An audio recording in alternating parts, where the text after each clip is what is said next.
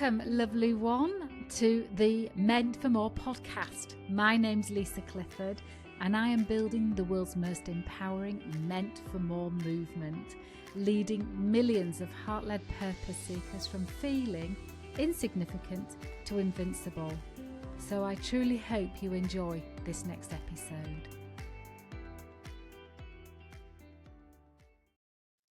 Our next guest is Sarah Baker, the most wonderful soul. I met Sarah on the Firewalking Empowerment Instructor training course that I led in March 2026. Her and her son came along and our hearts connected. Sarah, by day, does healing sessions with big corporates and is a Tai Chi trainer and now a Firewalking Empowerment Instructor. I think you're going to love this conversation because she talks to us about our inner world. Enjoy. Welcome, lovely Sarah. So I love to start my conversations not knowing what your answer is going to be, but a time in your life when you knew you were meant for more. Can you think of a specific, I know you probably got lots, but have you got one that you could pick out for this conversation? Yeah. There was always a time when I felt like there was more, that I was meant for more, that maybe I wasn't quite where I should be. Things didn't feel like they were really aligned. I always felt like the odd one out or a bit of a lame duck. And that led me on a path to look for lots of things to fill that need. And yeah, I'd like to think that I've found it now. Tell us more. I can make a massive assumption and I'd hate to be wrong, but what is it? I love your explanation about all the symptoms that we feel when we know we're meant for more. That kind of it's a bit like Goldilocks, isn't it? This doesn't fit, this doesn't taste right, this doesn't feel right. So what was the thing that was your more? The thing that was my more was the Firewalk and Empowerment Instructor training, because this grin hasn't gone. It was March, and I've still got the same grin, and I'm still having that same feeling here that this is it. This is it. So for people that don't know or don't understand what that feeling is or that knowing is, or can you describe what landed in you and for you? What landed in me and for me? I knew I'd always wanted to do like Firewalk instructor training. I'm not really sure about the empowerment bit, but the Firewalk instructor training was a real thing with me because I went at it probably from quite a scientific point of view, as in, why don't people burn their feet? Yeah. How do people, is it mindset? Is there some secret science in the coals? That was where I was coming from. And what I got was enormous, because it showed me lots of stuff about myself. It showed me where I'd not given myself permission. Probably the real big thing is I'd not given myself permission to actually really, really be present with everything, to actually experience everything. It made me realise that I've probably done an awful lot of stuff where I've gone, yeah, and then sat on the sidelines cheering everyone else, but not actually done it myself. So what landed in me was this, I feel unstoppable. I am calm, concentrated, capable, non-stop smiling. That's the stuff that really came out of it for me. Was it made me realise just how capable I was and how much I told myself that, no, you can't do that. That's not for you. That's not the stuff you need to fill the gap, because it was too big of a thing to aim for. So to actually finally decide that, that was the thing I was going to aim for, it was really going to happen, and boy, did it happen. Was there a moment on the instructor training course that happened for you, or was it a slow reveal. It was incremental. That's a good word. Kind of like, that there was the first part, and that was like, yeah, I kind of get that. And then there was the next thing with the silent firewalk, which kind of stripped away the whole, ooh, you need all of this to do it. It was like, no, you need this. You need to Yeah. be here. Yeah. The the arrow break against the tree. I brought home bark from the tree, and I've given it to my ash trees up the road that I go and talk to every day, so that they're talking with each other. The whole thing with the tree, just, if there was one moment, that would probably be it, was this whole thing. Yeah, I've always believed we're all connected. It all is all just energy, but to actually really feel it in that moment was probably the ultimate bit, but it was very incremental, and the smile got wider and wider, and going to bed at night and laying there, and as you do, you do your inventory of the day. You look at how the day went, and wow, did I really do that? It was a constant wow. Yeah. Yeah. Yeah. Because you brought your son as well, didn't you? Probably the best thing I ever did was bring him along. I wanted the Firewalk instructor training. He needed it. That's how I've described the difference for us. So for the people listening, be thinking, maybe making the assumption that the son is under 10 or something. Callum's 23? 20. 23. And so you wanted it, he needed it. Tell me more about that. That didn't actually really become the answer until we were virtually finished on the course, when I realised that what I thought I wanted, I got absolutely 100%, but I got so much more. It was that confidence to actually be in my own skin and own everything about me, not to put it aside for anyone. Callum has struggled on and off throughout education, and been very definitely pushed down the whole time. And I took him along because the idea was we could then come as a team. I would never be short for fire tender, and neither would he. Yes. But to actually see that it wasn't just that was the aim for him, that I say to people, I know he's not a boy, but I took a boy away and came back with a full-grown man standing in his power.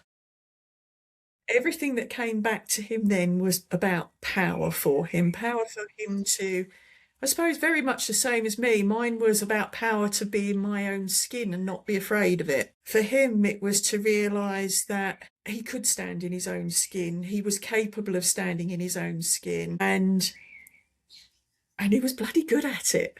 Yeah. That was the bit that was really different for him. And I'm still I look at him every morning because he still lives at home. This is the nicest thing. And I look at this super human being that I'm so lucky because he's my son. And his life has actually literally changed already. Yeah.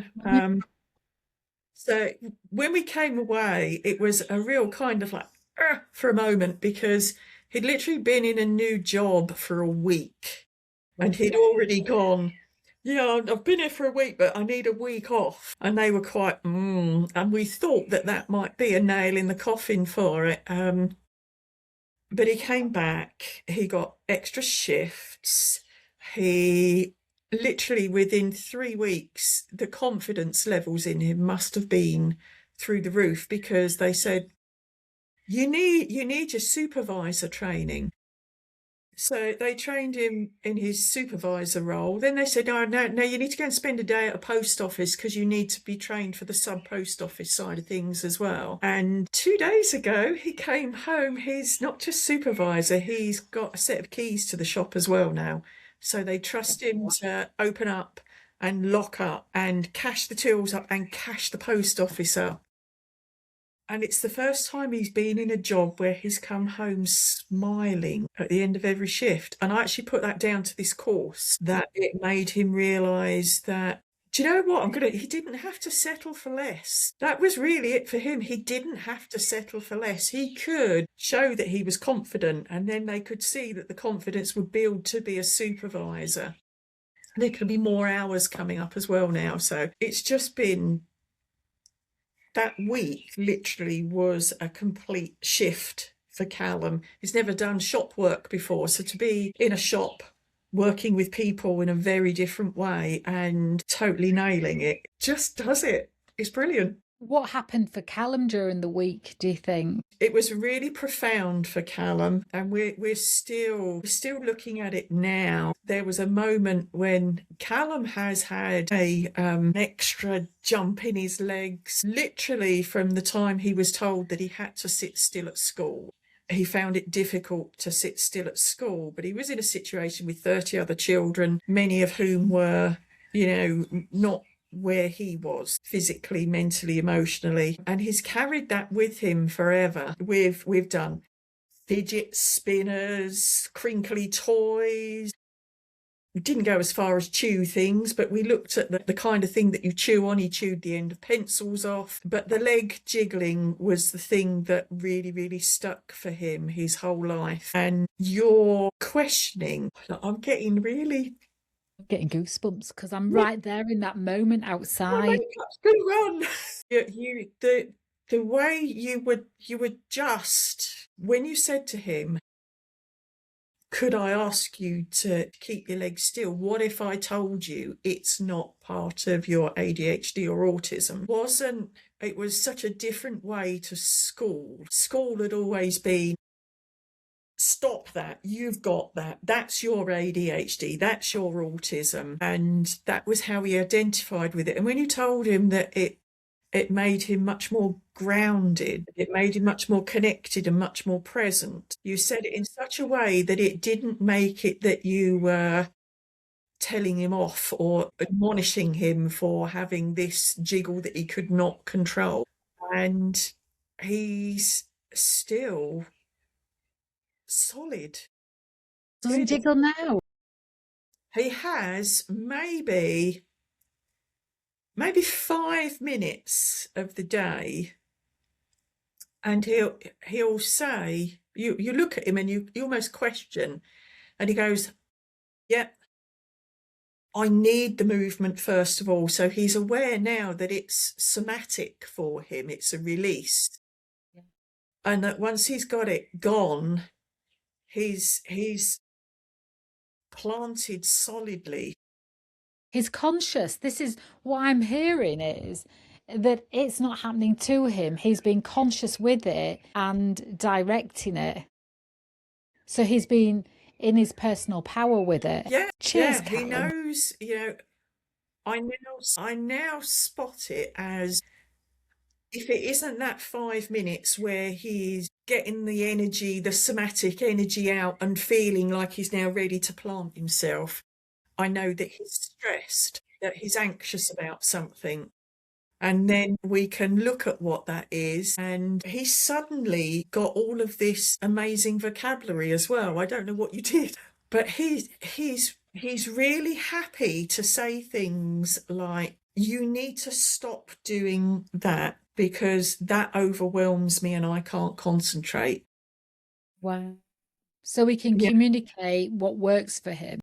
Yeah, and he's never been able to do that before. So to get that whole, it used to, no, he'd go, stop, no, this is stressing me out, he'd say before.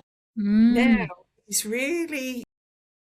so switched on, he just goes, you need to stop that, or one of you at a time, because I need to process this and that's too much. Yeah. So he's actually able to control what information he's getting when he's getting it. And when he's controlling that information, he doesn't get overwhelmed and he doesn't jiggle. So that's been phenomenal. Yeah. Yeah. It's amazing. It was the right moment, the right time. And people might say, well, what's that got to do with firewalking and empowerment training? Well, in fact, everything, because how we hold ourselves is the barometer that other people will anchor against, will calibrate against. And it was an observation I'd seen of him. You know, there is everything to love about Callum. And because I hadn't actually spoken to him and you'd booked him on, when I first met him, his sincerity in his eyes captivated me, and his respect. And we'd be in circle and I'd be giving an instruction and he'd be already taking action through the process of the instruction. You know, he was on it, he was focused, he was listening intently. And I had noticed during the first few days his leg jiggling. And maybe I'm on some sort of spectrum as well, because my attention gets pulled.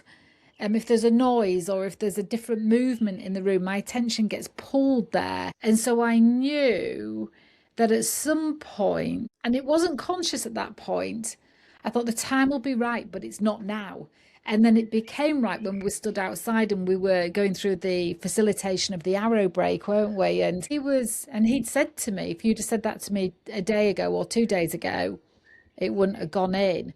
But I think also just that intuition I had that jiggle didn't belong with him full time, and to give him permission that there's a story to it and the story is no longer relevant. So for anybody listening, a big part of how effective we are as a facilitator, as a trainer, as a space holder is the way in which we hold ourselves, isn't it? And I remember Rachel, who works with kids at school, and she just said that was a masterclass, because we're told to protect all those behavior traits and you don't try and interrupt them, you don't try and check, you don't do anything with them. And she's saying you just threw out the rule book. I mean, I haven't been on that course, so I don't consciously know what I'd have done that went against what others do. She said, but you just tuned into him, and that's why we keep the courses at under 8 or under, so that you can do that, so that everybody leads, being the facilitator, the best facilitator, trainer, space holder, leader that they can be, and they're not accidentally, unconsciously undoing the empowerment work with unconscious behavior. But he just received it, all credit to him. He just received each chunk of what I was saying at a time. And I remember saying, he said, no, I can't control it. I said, but what if you could? Should we see if you can? Yeah. I mean, it's entirely up to you. You don't have to, but we'll, he said, it'll be hard. I went, I'm all right with hard. Are you all right with it? And he went, okay. So just him having it in his conscious awareness, and then him taking his own power back over it. And I think that him being able to have access to that level of power within himself was a key that he then took and ran with. Definitely. Don't you think? All And credit to him. that whole shift is what's carried him forwards to who he is now and how he is now. And so in your world, Sarah Baker also has a whole life, and firewalking and empowerment sits within it. Just help people understand who you are and what you do and why you wanted to bring this ingredient. Ingredient Oh, sounds who I am very and what I loud. do. Who are you? So I've got a really wide range of skills. Most of them have come about on that journey to what I'm made for, what's more. So I've got a lot of healing practices, and you're actually sitting in my cabin. This is my workspace.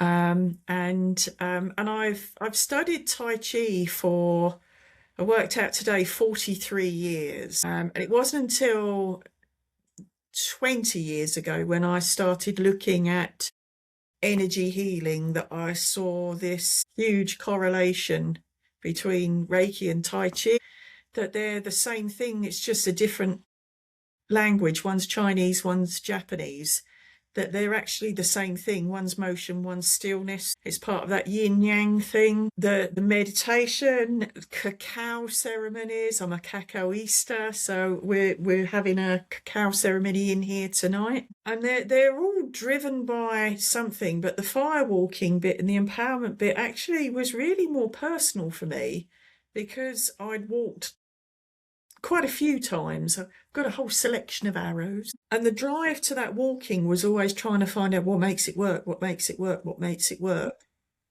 So coming on the training was about what makes it work, because then I can apply. It's that shared skill set. When you apply for a job these days, not that I've applied for one for years, but when you apply for a job, you don't list your GCSEs anymore. They're long in the tooth and out the window now. You list your transferable skills. And I knew that in that facilitation side of things would be a set of transferable skills that would move into my everyday work. And it does. That's it. It's changed lots of how I'm working. There's a lot more collaboration now. I'm a lot more choosy about who I collaborate with as well, because I'm looking at that energy, and you don't get more energy than the fire. That's the thing. I've always had respect for it. I've always worked with it and been really respectful of the fire as we've worked with it. But to actually do the fire instructor training course changes your level of respect for the fire, because you don't just see it then as something that makes you feel good when you've been over the fire. What it feels, Yeah. you Yeah. feel whole. And it's that element that I want to bring to everything else now. Is what am I going to do? I've got 2 retreats this year, one that I'm attending and co-hosting, which is my regular one, and then one in the autumn, which is my long-standing yearly Tai Chi one. And it's what out of the whole empowerment stuff fits in with that. So they're both going to be a little bit different this year as a result, because I'm picking things out that are pertinent to the people that are booked on, taking it forwards. Amazing. And I think that's so key, isn't it? Because we can leave thinking I'll throw everything at everybody, but only once you get near the time and you see who's booked and you feel into it more, will you know which of them, might be more than one, which of the empowerment experiences are best for this group at this time for whatever healing. So for those that don't know, that are watching and listening, the Firewalking empowerment experiences are the Glasswalk, where we walk over broken glass, and that's a very ceremonial experience. Of course, there are other ways of doing it out there, such as just walking over, and we do everything sacredly, don't we, and ceremoniously. Then there's the arrow break, which is about breaking through the inner stuff that gets in the way, and the arrow break being a rite of passage, of stepping into the coming of age. That's what it used to be used for, and still is, I think. And then the board break, which might be something that you're already very familiar with, where we break through the perceived block. And then the reinforcement bar bend, where we use 10mm width diameter reinforcement bar and bend it with our throat. I mean, just going back to, I was creating some imagery to go at the top of my website pages, so just 10-second videos, and wow, what a difference putting those as done to the page. There's like a real feeling.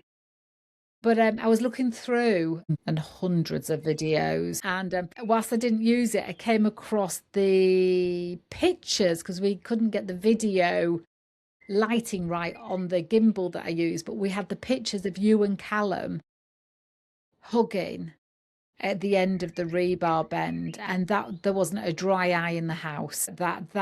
So to try and explain it to people, the purpose of the rebar bend is to align your whole mind and your whole body with a vision of what you truly want, and to be in it with every fiber of who you are. And we put one end in our throat, on our throat, not in it, because I don't want people to think that it goes down the throat. and then the partner puts the other end on their throat, and you work as a team to breathe together on three, and you move forward when you have got all that power built up within you. And if you do it with action alone, you can't bend it. I've done it with the army. I've done it with army officers that have not been able to bend it because they've just thought it's an action. It's the alignment of everything of who we are. And we rarely show up in life with that alignment. We normally show up in a way of, I'll just do enough, don't we? So it really teaches that. So when you and Callum were looking at each other to do, what was that like for you? Probably the most profound moment I've ever had. I mean, people already think I'm a Mad. bit mad. Yeah, left of field. I'm the only person that's managed to drag all of her children firewalking, and they've all enjoyed it. Yeah, you can come firewalking with your mother. To get to that bit where we were facing each other with this rebar, I had that moment of, Kirill, Sarah, this is your son. What are you doing? And then I thought, yeah, this is what we are doing.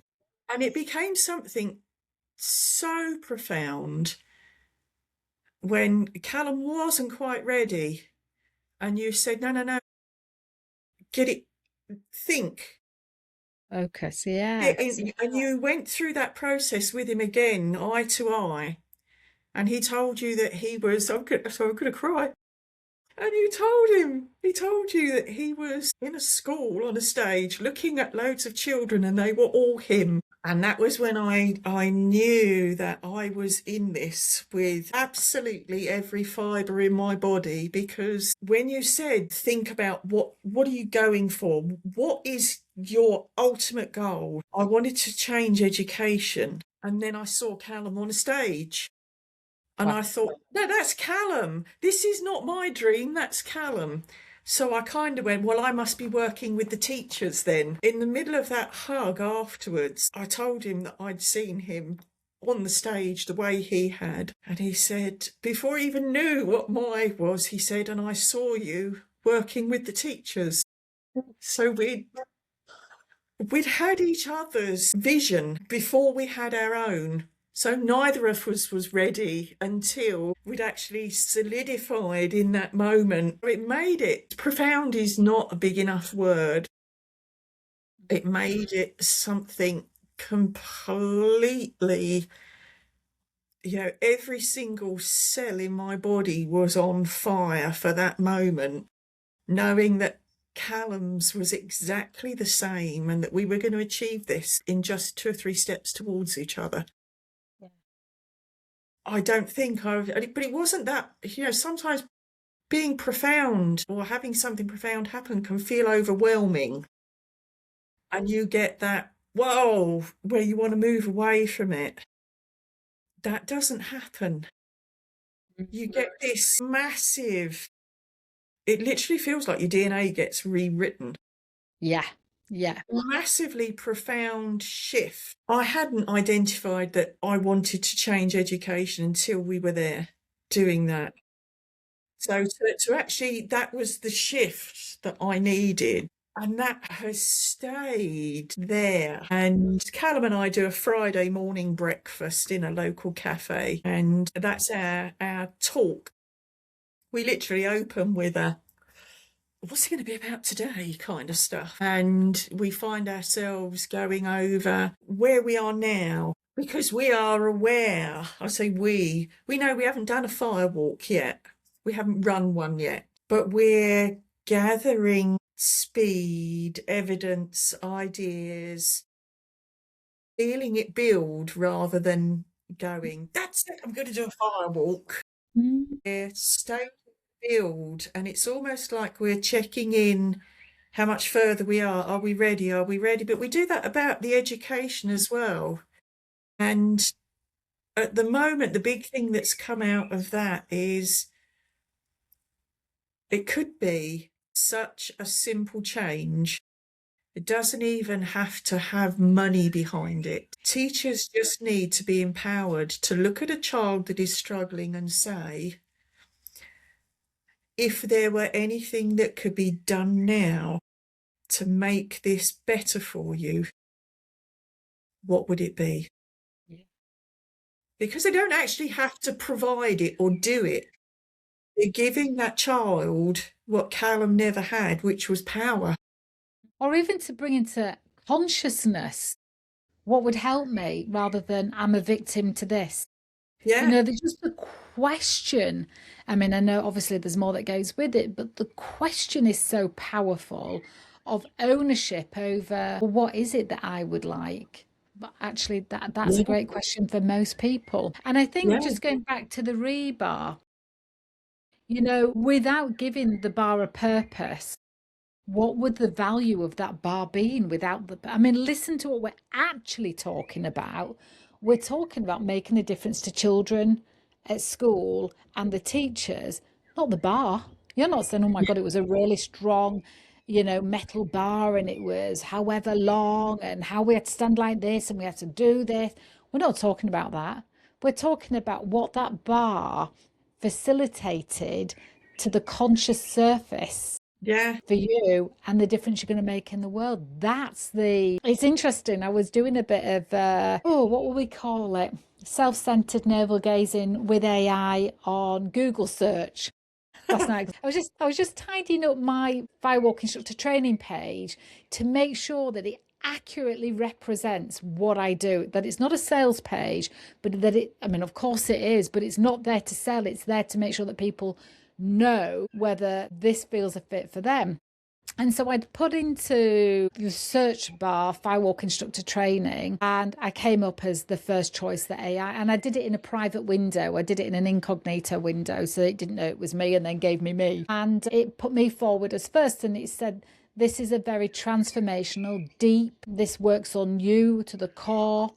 And then it talked about another school. Well, this is about logistics and protocols and safety and logistics and I thought, well, I do that.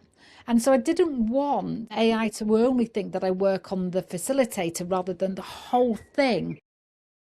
But interestingly, I think the difference in the way that we've done it is who you are and what you want to do and how you want to align the tools with what you want to do rather than, right, I've got a rebar. Do you want me to come and do some rebar bending with your group? You know, no, why? Why do we need to do that? But when you talk about, do you want to have an opportunity where your group get to really get into a part of their mind that they don't normally access and to see what they really would love to do in the world? Yeah, great. Well, I'll bring me bars. yeah, Because that's what we're talking about, aren't we? We're talking about the result and what that bar provokes within that was already there. It just needed an opportunity to surface. yeah, absolutely. I won't call it navel gazing. I like that word. Might have to pinch that. Um, I've looked back over where on earth did I get this idea about changing education from, and I realised that I'd probably been in that format of changing people's perspective for a long time. Mm. Some of it involved standing at Speaker's Corner with placards. Some of it involved being a consultant on the Disability Discrimination Act when that came into being, and then being a consultant on I can't even think of the name of it now, another act, the Emergency Planning. So your Resilience Act. And it's always been about how to change the world and thinking that, you can just write it and it will change. What I've learned is you can't just write it, you have to embody it. You have to feel what it is that you're going to do with every fibre of your being. Otherwise, you're not going to achieve that change. So that feels amazing. And that's what you do with the rebar bend. You have to feel it with every fibre of your being. Because if you don't, then there's space for doubt to creep in. And when doubt can creep in, the whole experience can dissolve, can't it? So it's Yeah, that's an amazing structure that you've just spoken of there about the purpose behind the rebar, but also that duplicating that into an alignment with any change you want to make in the world or anything that you want to make happen. yeah, absolutely. You used to, now forgive me if I've got this slightly wrong, because I meant to say this earlier when you were talking about your fascination with the fire and the science and why can it be done? But no wonder you used to be fascinated with it, because you used to work for the fire department, didn't you? Yeah, I worked for Hertfordshire Fire and Rescue, or they were my managers. It was actually HCC, which also managed the fire service. But yeah, did a lot of work with the fire service. And the first firewalk I ever did, I was an emergency planning officer and walked with a risk manager, and you could see us both standing there going through a very, very quick dynamic risk assessment on what was going on before we decided to walk or not. Yeah. So to actually step up to something entirely different and go, yeah, okay, we're going to do it this way now. And there's an element of soul-based belief that it works. That's Because probably it the has a biggest purpose for reveal for you. me. Sorry to interrupt. Say that again. That's probably the biggest reveal for me, was that I didn't get the science bit. Yeah. Yeah. Do you know what? I don't need it, Well, because there's what I two. got was You got the what I soul got was bit. that soul-based feeling of, no, you just need to feel that it is right, feel that it is purposeful, feel that Yeah. it is going to do exactly what you're expecting it to do. Yeah, I think it's the purpose, because there's two schools of thought about firewalking. One is it's not possible because of the speed, the connectivity, the ash that surrounds the coals. What else was there? Yeah, basically the pace that you walk and the ash around the coals, which does not answer why the same feet, the same coals, the same action, somebody can walk over, not feel a thing, immediately go back over those exact same coals and get a fire kiss.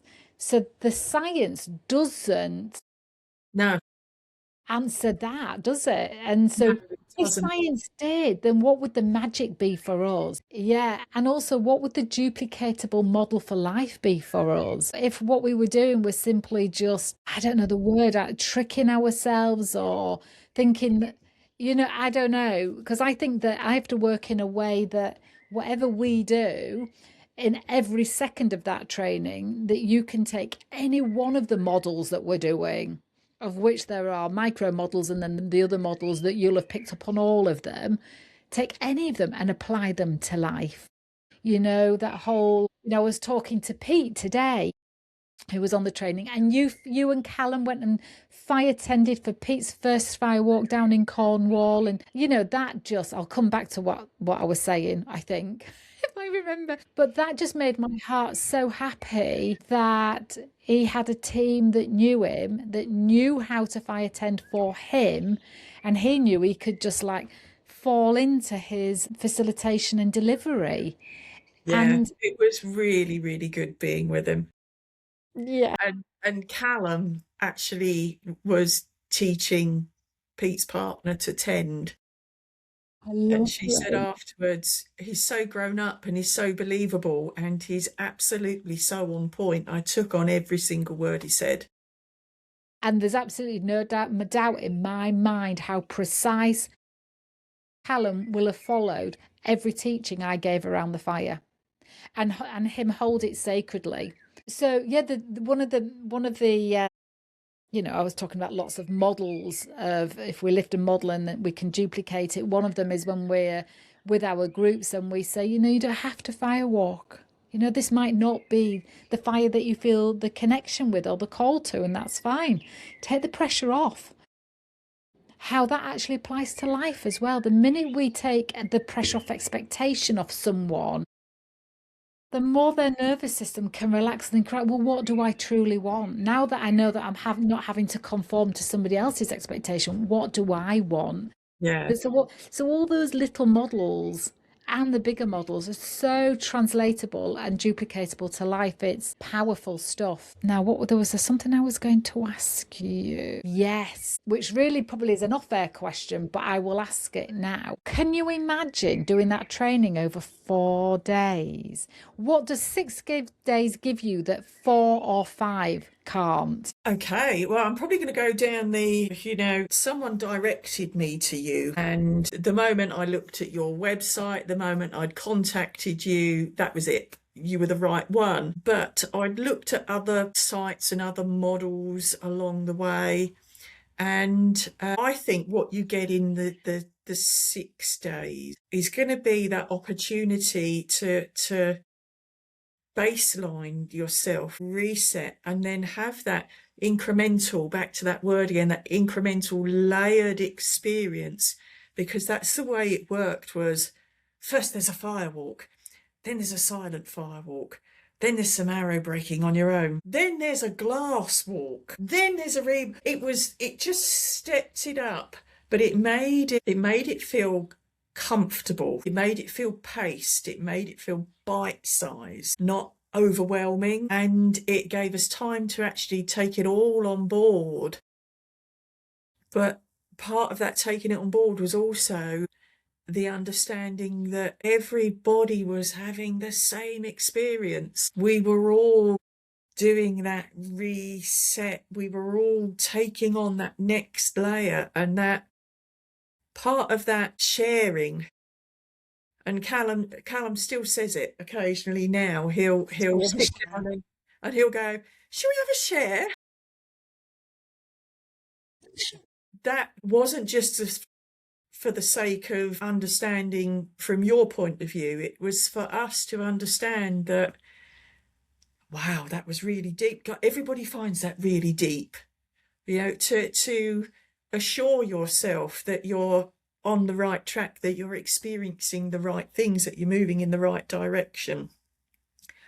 I think if it were in 4 days, there would be lots of modelling. That was the stuff that was, for me, really, really fantastic. I'm a very visual learner. So, doing things, the kinesthetic side of it, actually doing and having it modelled and doing it again, I think you'd lose that in 4 days. I can't see how you can sandwich that all in. And I think there would be an awful lot of handouts and this is how you do this and that's how you do that. And not a lot of opportunity to actually feel that it integrates. Yeah. Real integration, feeling, and the venue, just that total bubble. Yes. Nothing existed outside that bubble for 6 days. Yeah. Was just full permission just to be present, wasn't there? Totally and utterly magical. And then there was roadblocks. That was so funny. There were roadblocks in every angle there was. So once we got there, we were almost, it was like life was saying, right, that's okay. You're gonna have your bubble and we're roadblocking around. Yeah. It was so funny. Yeah, the bubble works rather than people going and staying in other accommodation and then coming back. It does something to the mind and the nervous system where it can just have full permission to absorb everything and be with each other, whether you're talking or not talking, and weave and pass, and we're all together. We might not be sitting with you all the time, but we're all one. And we did more sharing on that training than I've done on others, but the value that I found from all the shares was I then tailored what we were doing next in a heartbeat. I would hear what somebody said and then I'd hear a bit of a theme. And often that can happen because, one person says banana, another person says apple and orange, but rarely does somebody say, wheel. But there was a theme when we were doing a share, there was a theme of a need, and I thought, right, that's in my mind. I think, right, I know what I've got planned in to do, but I'm going to change and maybe put something else in that was going to do on a different day, and also do it differently to the way. So the whole week is fine tuning into exactly how you all need it, and those shares were so valuable to get that precisely right for you all. It gave, because you said, I know what you need now. We're not going to do what I'd got planned, so you were telling us when you were changing things as well. what that did as attendees was gave us this, you were really holding us. And I don't just mean holding space, we all talk about holding space. You were actually really holding each of us and our needs as well, and able to translate that into something that was going to work for us as a group but achieve individual needs is a true masterclass in itself. Well, for me, it was important that I told you how I was doing things, because I wanted you all to know that that's okay when you come to do it, if there was ever any doubt. And then the fact that I keep the numbers low means that I can do that. And I much prefer that relationship with need and supply, if you like. I much prefer that than here's the curriculum, buckle up, we're going for it. It's much more engaging and much more athletic for me, and much more agile and much more fun and much more loving to do that than. And I weigh up the pros and cons as well. If I move that to there, what does that then have an unintended consequence with? What does that have a knock-on effect with? There's like so many components. And we were all in total trust of each other, weren't we? It was just so magic. It was the venue, back on that venue, the garden. I feel blessed that we came in the spring, because Spring. it just felt. Oh yeah, I suppose it was spring, wasn't it? Yeah. Just about, yeah. Yeah. We'd It wasn't got freezing, was it? No, we'd got snowdrops, and it was just like, it was like something from The Secret Garden. You were expecting to uncover new bits of garden all around, and then by the time we'd left, they were going over, and the daffodils were coming up. And for me, I mean, I'm very nature based anyway. That connection with nature Yeah, made the venue absolutely astounding. And it yeah. did. It did. And also, quite often when people book a venue, they book it where it's like really accessible, not far for you to transport the logs. What I loved about that venue was you got to learn how to do all of that in the toughest of conditions. The logs were at the top of a hill. We had to get them down. We worked as a team. I always buy the small logs, even though I could get the bigger logs. More often than not, people are building fires with small logs. So if you learn to build your fires with the small logs from the beginning, it's no big deal when that's all you can get your hands on. And yeah, and also that path that we created. Well, the path was there, but then we put those beautiful tiki torches all the way down that lined the path until we came into this bowl of tiki torches. Just it was magical. And I've rebooked that place for the next 2 trainings. I've The already passed the November. details on to 2 or 3 people going, this is her, book yourself. Thank you so much. If there was something that you either have had confirmed about yourself or learnt about yourself from that training, and then the benefit of being, I don't know, we're 3 months on. We're only 3 months ago, so don't you be giving yourself a hard time for not rushing out and doing a firewalk yet. But what do you now know about yourself? And particularly that you love. What have I learnt about myself is I've learnt an awful lot about particularly the what have been self-limiting beliefs, that big thing that we do a lot of work with. How many times have you done a course or been on a retreat or an event where you've got some really nice person who wants to talk you through your self-limiting beliefs, and you come away and you think, wow, I've done something, and it disappears. The thing that I've really learned is, God, did you dig deep?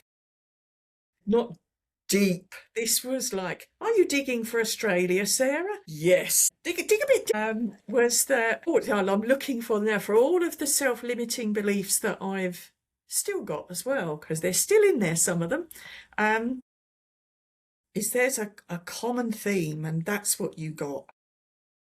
You got me to think about the common theme.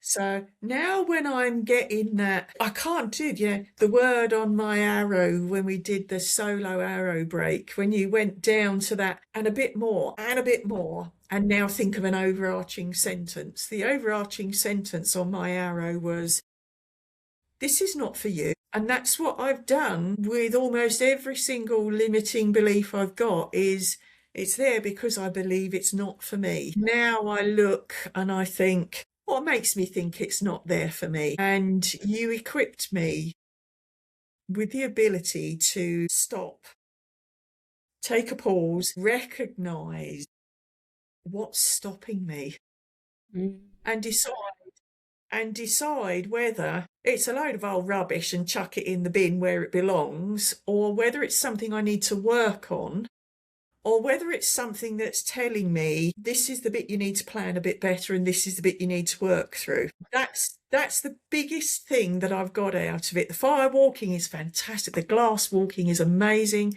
We need to come and make a glasswalk with you. Yes, please. We want to book. Brilliant.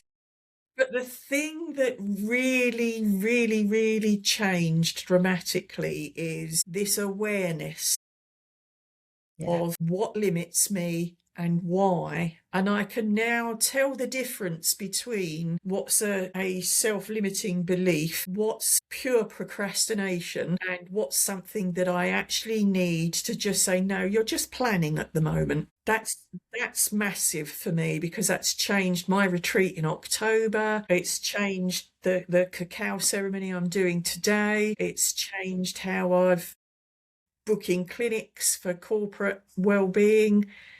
I am literally just, what's going on? No, this is you. You're just planning this bit. Okay. No, that's definitely self-limiting. And you've given us the tools to actually work through those as well, because we've been past it with that rebar bend. I feel like I've been in touch with every single cell in my body in a way I'd never been in touch with before. So just feeling that as a possibility is enough to make me go, yeah, that's definitely what that is. That's self-limiting. Let's move on from that. How are we going to move on from that? And working ways round. So yeah, it's everything feels really doable and positive. Because you have conscious awareness is power, but there's a personal power, isn't it? Yeah. And one last question. What does working on yourself to the level you've just described during the training give you as a leader and facilitator that you wouldn't have without that depth of working on yourself? For me, it's the confidence to actually do it, to model it, to know that you've got it absolutely spot on, and to know that. So I'll do my Yorkshire accent, shall I? That I can do something that's world class. World class.